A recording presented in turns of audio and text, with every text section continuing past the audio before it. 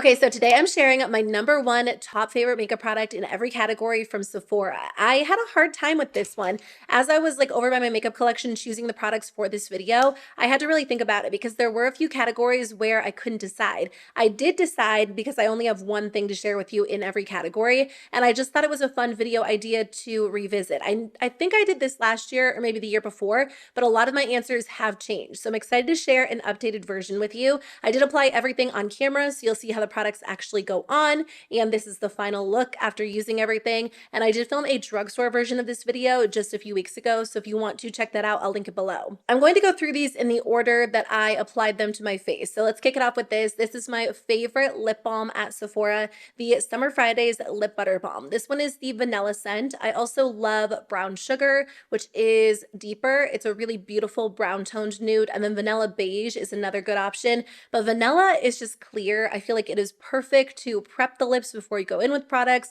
to reapply throughout the day, to apply at night. The vanilla scent is just so cozy, and everything about this product is cozy. Like the applicator feels good. The actual formula is really moisturizing and plush, and it just feels good and smells good, and it's just an experience using it.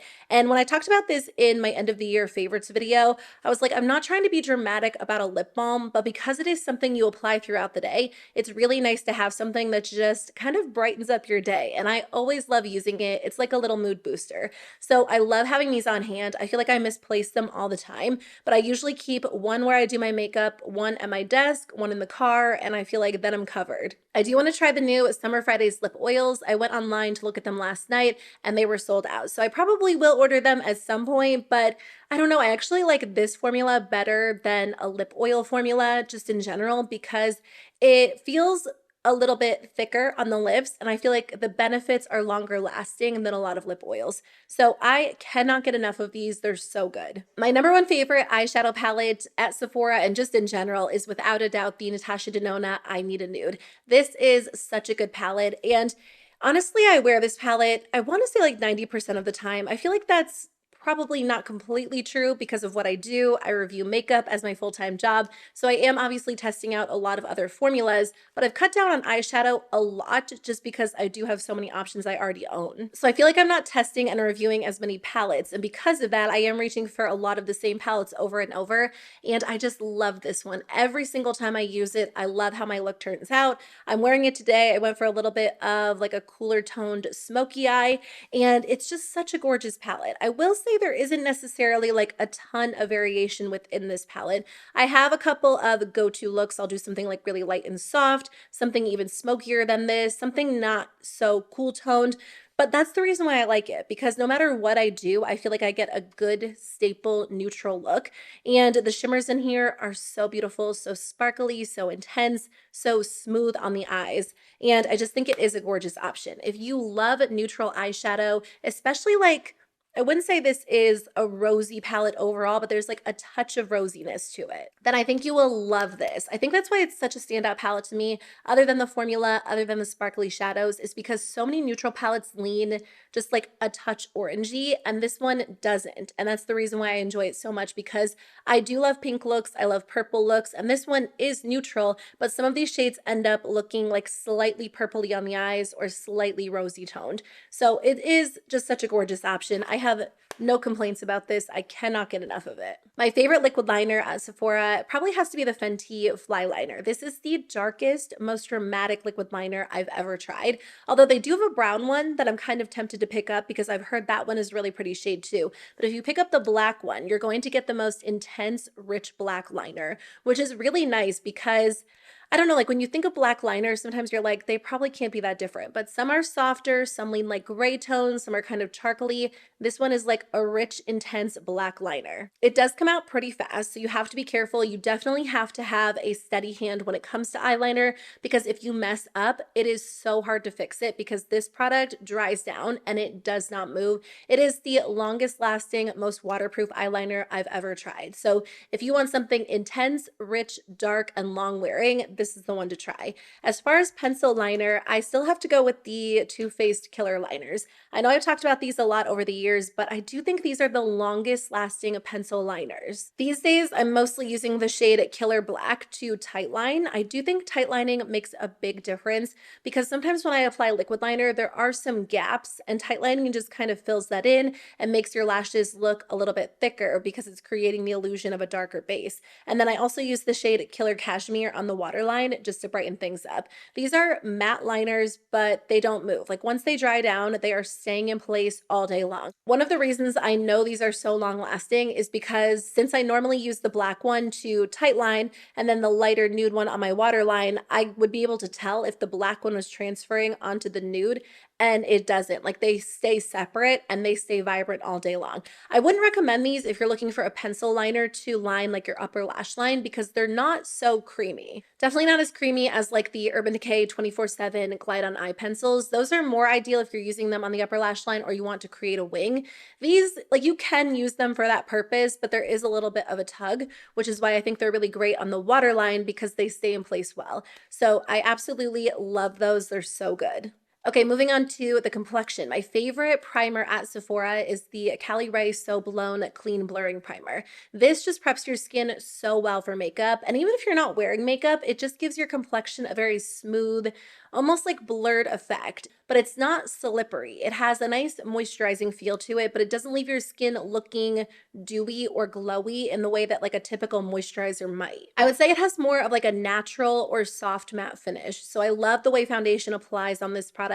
I have a lot of texture, I have fine lines, and I feel like it really does create like a very smooth blurred effect to the skin. So if that's what you typically go for with a primer, I do recommend this. I kind of switch back and forth between like a smoothing primer or a mattifying primer or a gripping primer, but if you're looking for a good smoothing primer, this is a great option. My favorite foundation at Sephora is the Haus Labs Triclone Skintech foundation. Now the shade I have is too dark. I need to get a new shade. Every time I go in there to shade match, I feel like they're missing the shades that I would normally wear.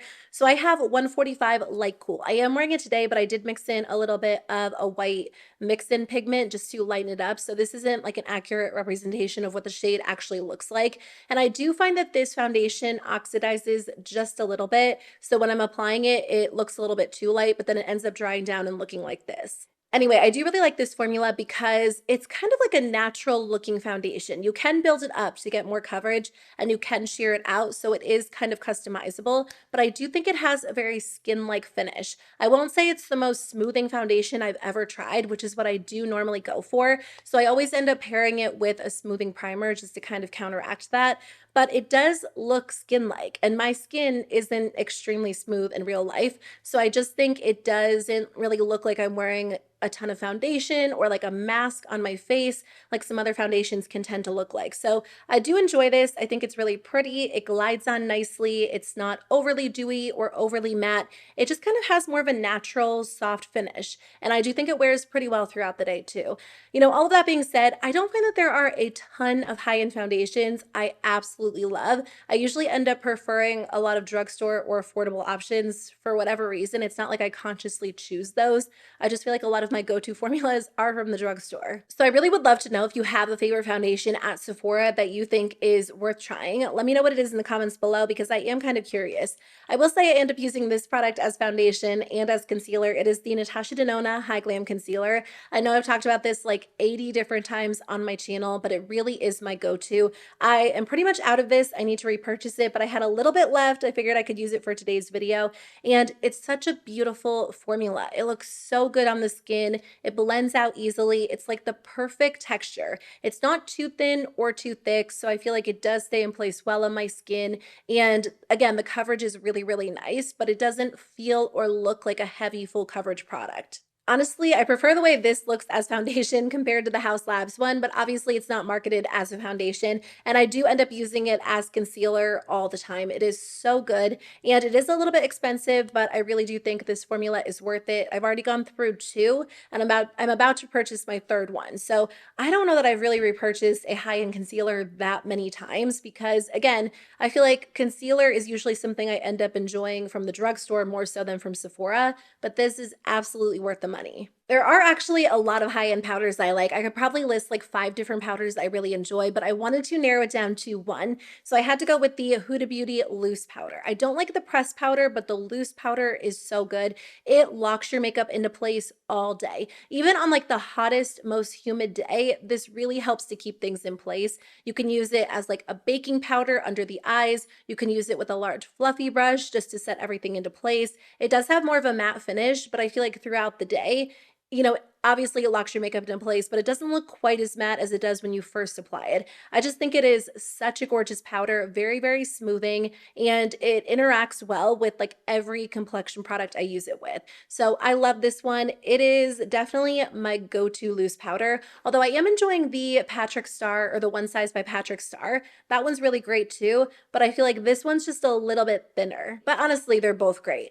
Okay, so for cheek products, my favorite bronzer is a cream bronzer. It's the Makeup by Mario Soft Sculpt Shaping Stick. I use the shade Light. I actually think that I will end up using this up at some point in 2024 because, I mean, I've had it for a little while, but it really is a product that I love. This stays in place really well, so if you want a long-lasting cream bronzer, this is a great option. It does look really soft and natural if you use a light hand, but you can also build it up to look really intense on the cheeks as well. And obviously, if you draw it directly on the face, you're going to get more pigment. Because I tend to prefer like a lighter, more diffused look, I will usually just apply it directly from the stick onto my brush and then stipple it on my face for a little bit more of a subtle look. But it's a beautiful, long-lasting formula. It's weird because I don't like the blush version of this, but I love the bronzer. It could partially be that I just didn't get a shade that looked great on my skin tone, but I do love the Soft Pop Plumping Blush Veil. It's not my number one favorite at Sephora, so I didn't mention that today, but that's a really pretty product too.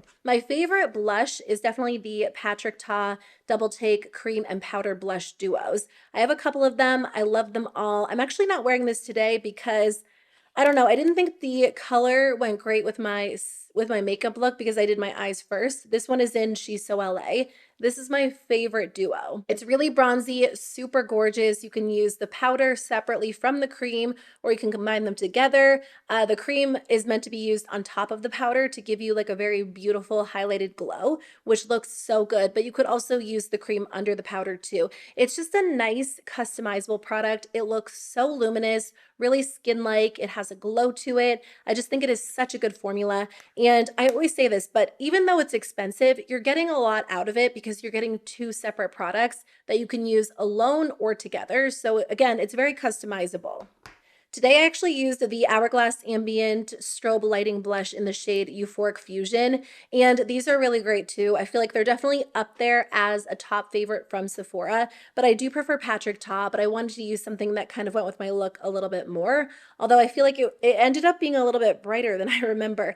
What's weird about these blushes is you kind of get a different look every time you use them because they have that marbled look to them. So if you end up going in with a little bit of the darker color, you're going to get a more intense berry toned blush. But if, for some reason your brush ends up picking up like the center, you're going to get more glow. So I love the way these look. Like I think Hourglass powders really are beautiful, but I prefer to know like what type of look I'm going to get when I'm using something. My favorite brow gel at Sephora is definitely the Glossier Boy Brow. This is such a good formula. It gives your brows like a really beautiful, fluffy, textured appearance, but it does hold them into place really well. So I think if you have sparse brows or thin brows and you feel like you could use a little bit more volume, this is a really good option. It is very, very pigmented, and when you first buy it, it is a very wet brow gel. So I think you just have to be careful and use like a lighter hand when you're initially doing your brows, and then after it has the chance to dry out, it's a little bit more user-friendly. But I feel like for the first month or two, I always end up applying just a little bit too much. But it can look very, very natural if you just scrape off all of the excess product and just go in with a very small amount. And honestly, I appreciate the fact that the brush is so small because so many brow gels come with giant, I was going to say ginormous and then giant, really oversized brushes. And if you don't have a lot of brow hair, it just ends up making such a mess and you end up with product where you don't want it. So I love the fact that this is so tiny, like the actual brush, because it just makes it really easy to use. My favorite brow pencil and my favorite brow pen are actually a 2-in-1, the Urban Decay Brow Blade. I'm pretty sure they redid these because I was scrolling through Sephora and I saw a product called the Brow Blade, and it didn't look like this. So I want to try it out to see if it changed or if it's just like new packaging, but I've been purchasing this product for years. It's easily like my most repurchased makeup product of all time. I haven't purchased it a ton over the last few years because I do have a lot of go-to drugstore products from NYX that I usually use for my brows, but there's something about this one. It's nice to have on hand because you just get both in one, and I feel like this shade is perfect for me. I use dark drapes, and I do love this pencil because it's not like your typical brow pencil. It has really good pigment, and it's not quite as waxy or creamy. Like there's a little bit of a tug to it, so I feel like it's easy to use without over applying it. Anyway, I do need to try the newer version of it to see if it's the same or if it changed. Okay, the Tower 28 mascara is probably on its way to becoming one of my most repurchased makeup products of all time as well. This is my favorite mascara. It just gives your lashes so much lift and so much curl. And as someone who is just like irrationally scared of eyelash curlers, this is perfect because I feel like I never really knew what I was missing out on when it comes to curling your lashes because I just never did it. I wouldn't say my lashes are super straight, but they definitely aren't really curly. So when I use something like this, it actually lifts them up and curls them and holds them into place well without actually having to use an eyelash curler. It also makes your lashes look really thick and voluminous, and I feel like it does get pretty good length. Like it's the perfect all-around mascara. You can use a light layer to get a really natural look, or you can build it up. So I love this. I feel like it is absolutely worth the hype. Okay, finishing up with lips. So there is one high-end lip liner I really love. Again, this is a category of makeup that I do typically buy at the drugstore because there are so many good affordable lip liners, like under $10. But I've really loved this formula for years. I only have two. I haven't really purchased too many of them because I do feel like these are the shades that I probably would end up wearing the most. But this is the Charlotte Tilbury Lip Cheat. What's the official name? Reshape and Resize Lip Liner. So I do have Pillow Talk, but my favorite shade is actually Iconic Nude. That's what I'm wearing today. It is such a beautiful nude. It's like a medium toned brown nude. It has like a touch of coolness to it. It's really pretty. This formula is nice because it definitely has like a slight tackiness to it, so it actually locks your products into place well. It's not an overly creamy formula. Like it is creamy, it goes on well, but there's something about it. Like there's a little bit of a tug when you're applying it, so it is very long lasting. The issue with a lot of like overly creamy lip liners is the fact that they fade. They just don't last throughout the day. If I want my lip liner to stay in place all day, I reach for one of these and it doesn't move. There's also just something about the texture of this product. Like a lot of long lasting matte lip liners dry down and they look matte, they feel dry and uncomfortable, and they're not super flattering. I mean, they are long lasting, but they don't feel or look that great.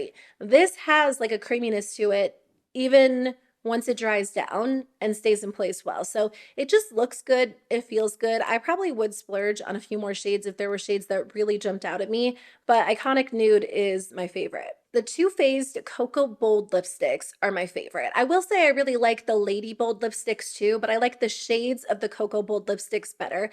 This is the best lipstick formula I think I've ever tried. It is so creamy, really rich and pigmented, and incredibly comfortable. So today when I was applying it, I was using the shade Hot Chocolate. I'm not wearing it right now because I ended up taking it off. I felt like it was a little bit too warm for my eye look. Even the lip color that I have on right now, I feel like is still not going fully with my eye look, but I wanted to use like my absolute favorites in today's video, and this formula is gorgeous. So creamy, so beautiful, really long wearing for a cream lipstick. There's no patchiness, it's not uneven or dry. It really gives your lips like the most perfect smooth finish. I'm really into cream lipstick right now. I just think it's nice to have like that color, and a lot of lip gloss looks great, but I feel like a lot of the formulas I tend to prefer or that I've purchased over the last few years have been sheer. So when I'm looking for like rich color, I feel like a nice cream lipstick is perfect. And because I do tend to wear nudes, this line is great because they have a whole range of nudes.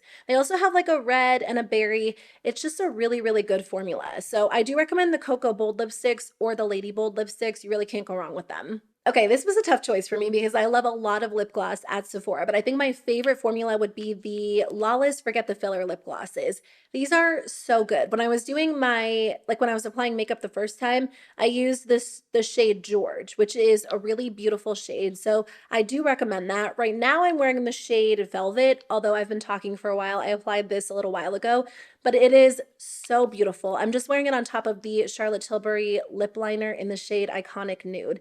These really are incredibly smoothing. Because it is a little bit of a thicker gloss, it really does kind of smooth over any fine lines, any dryness. They feel very moisturizing, and I think the colors are beautiful. They have a lot of shades to choose from. Overall, they end up looking pretty sheer on the lips, but if you're pairing them with a lipstick or a lip liner, I feel like they are the perfect like final touch because you just get that smooth, glossy, even color. There's a slight stickiness to them. I wouldn't call them like full-on sticky lip glosses, but I feel like they are maybe slightly thicker and stickier than other formulas I've tried. They're definitely not like that lip oil lip gloss hybrid formula that's so popular right now, but I like that because they're very, very long lasting. So they're great on top of other lip colors, great on their own. I feel like I could just collect them all and I would only reach for these, which probably isn't true because there are other formulas I love, but there's just something about this formula that is so pretty on the lips. Last product is actually a setting spray. It's the LYS Natural Finish Skin Loyalty Setting Spray. This is so good. It actually topped the Urban Decay All Nighter, which is like the exclusive setting spray that I would use for years and years. And I do still like that one, but this one is perfect for every day because it has the finest mist. It's so nice. Like it just feels nice when you apply it to the skin. It doesn't feel like you have to brace yourself. Like so many setting sprays are so intense and it's just not like a nice feeling to spray them on the skin. This feels so luxurious and it just lightly sets everything into place in a really natural way. I do find that it extends the wear of my makeup, but it doesn't change the way my makeup looks. Like a lot of setting sprays do change the way your makeup looks, whether they are glowy setting sprays or mattifying setting sprays. There's just a difference before and after. This one doesn't really change the way your makeup looks, but it does change the way it wears. So I think it is such a beautiful everyday formula. I definitely recommend trying this out.